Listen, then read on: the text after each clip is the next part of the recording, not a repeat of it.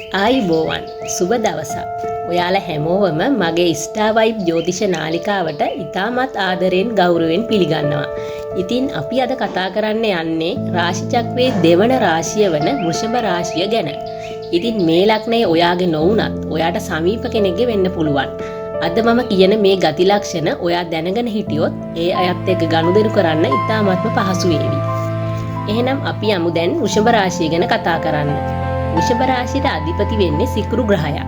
ඉතින් මේ ලග්නයෙන් ඉපදුණු අයට මේ ගති ලක්ෂණ බොහෝමයක් තියෙන්න පුළුවන්.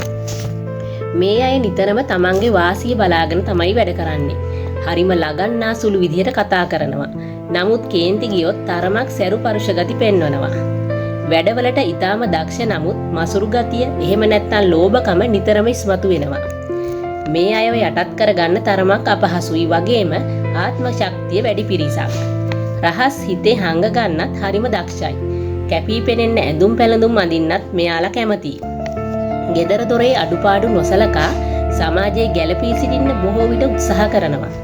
වෘෂභ ලග්න හිමියන් බොහෝ විට තමන්ගේ මතයටම වැඩ කරන කට්ටිය. අන් අයගේ මත එතරම් ගරු කරන්නේ නැහැ. අනුන්ට දෙන්න අකමැති වුණාට ගන්න නම් හරිම දක්ෂයි. සංගීතය ඇතුළු කලා විෂයන්ට ලොකු උනන්දුවක් දක්වනවා. මේ අය නොදන්න දේවල් වැඩි වුණාට හැමදේම දන්නවා වගේ ලෝකෙට පෙන්වන්න කැමතියි. ඇතැම් විට අනුන් කෙරේ තබන විශ්වාසය නිසා පාඩුත් සිදු කර ගන්නවා.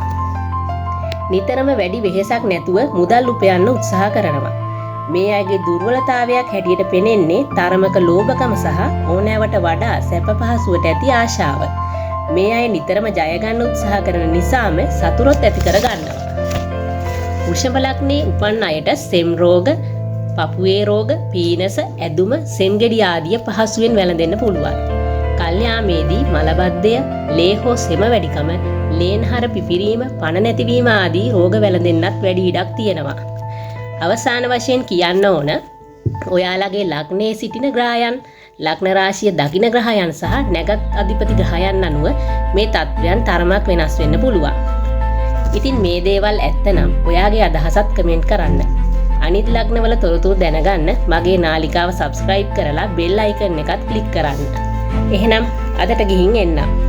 ආයෙත් මිථුන ලග්නයේ තොරතුරු වරන් එනකම් ඔයාලා හැමෝටම සුබ දවසක්. තෙරුවන් සරණයි.